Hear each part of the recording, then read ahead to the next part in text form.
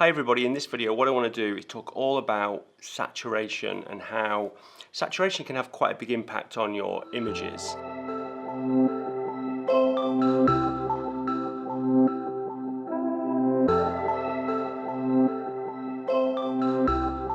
So I want to go through the different ways that I use saturation in my images, give you some examples, but let's first just talk about the basics of saturation. So saturation is basically a pure colour. So what we would call a fully saturated colour is something that's a pure green or a pure red or a pure purple.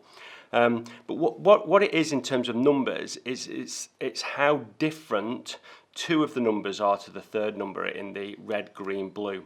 Now that's a bit confusing, but if you just take this here, so this is a graduation of colour from orange here to white here. Now this isn't pure orange, this isn't fully saturated orange, but this is white and there's a graduation.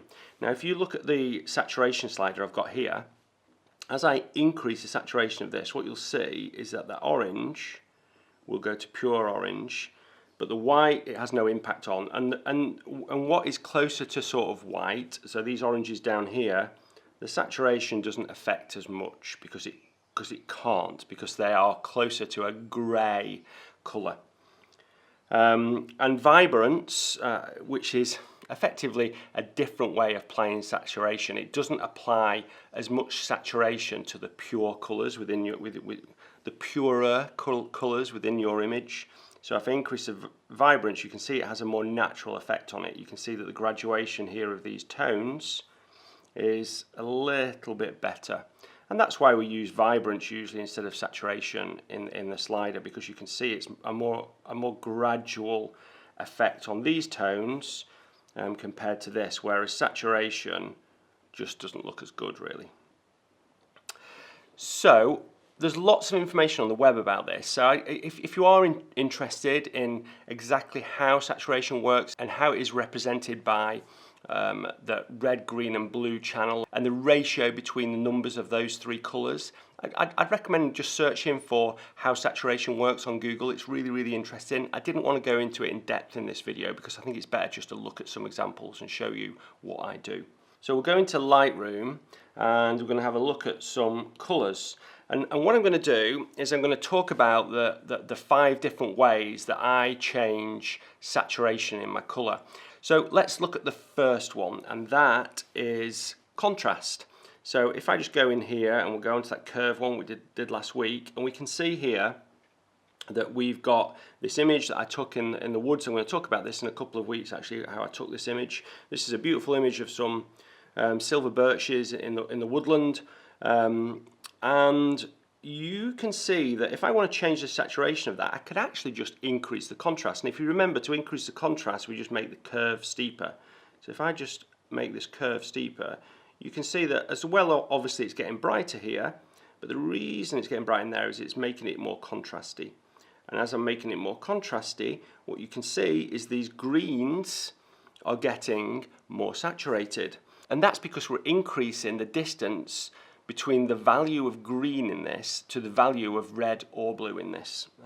So it seems a bit complicated, but if you just look at the histogram up here, as I increase the contrast, you can see that the green is moving away from the blue and the red to the right.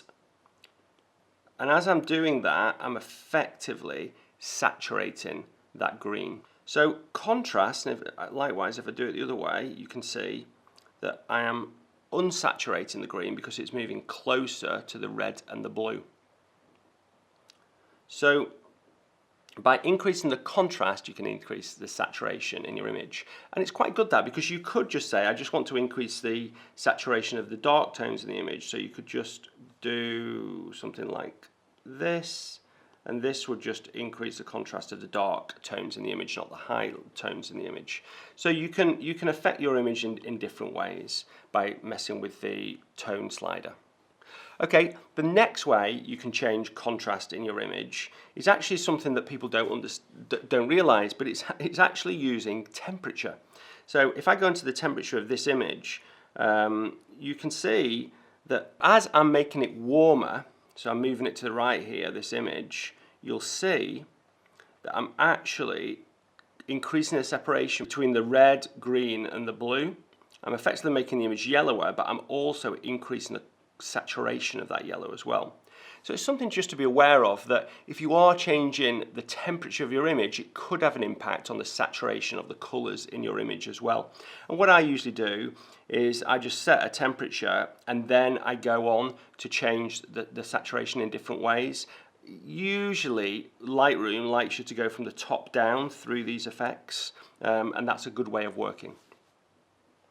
Okay, we're going to get onto another image now. So this is an image that I took when I was, again, in those woodlands of this beautiful twisted oak trees here in the Peak District.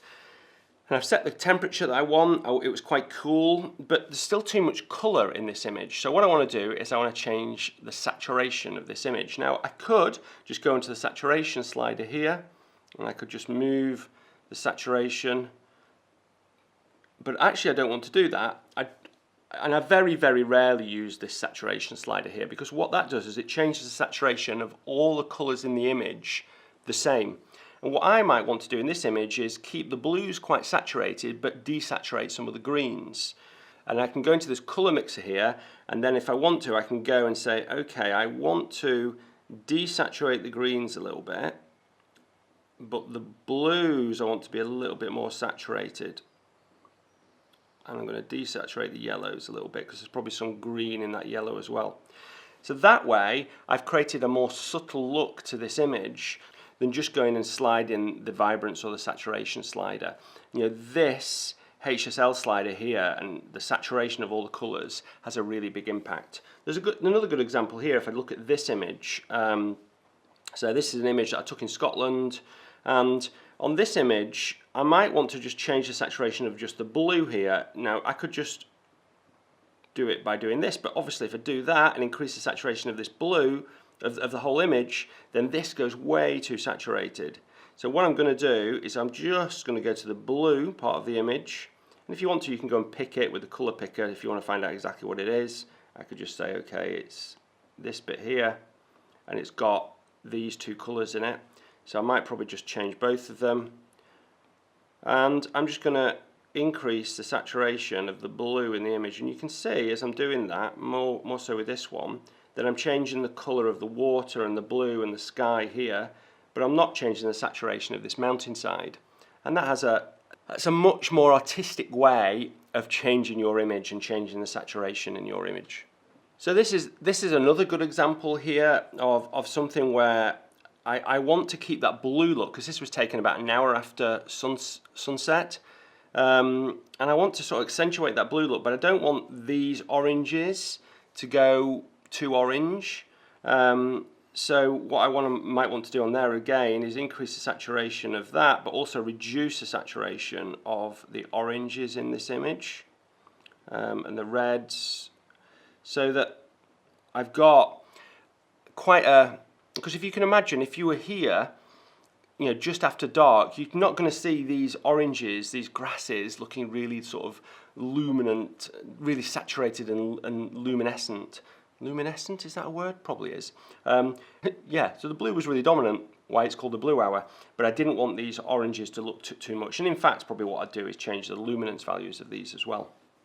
So that's a good example of how you might want to change that. That's it. It's super simple. Changing the saturation in your image is really easy. Forget about the saturation slider. Think carefully about contrast, and when you add contrast in your image, how that impacts the saturation.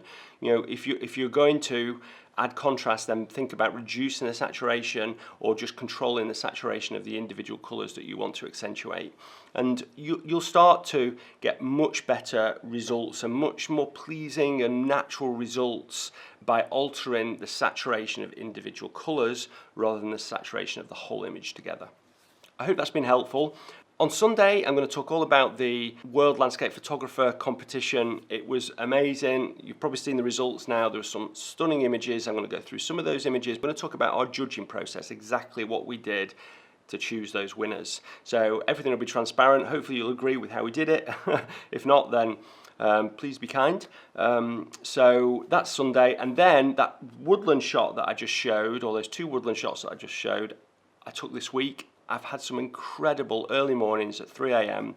Absolutely stunning conditions. I'll leave you some of that footage and I'll show you that in a couple of weeks. Thanks for watching. Bye.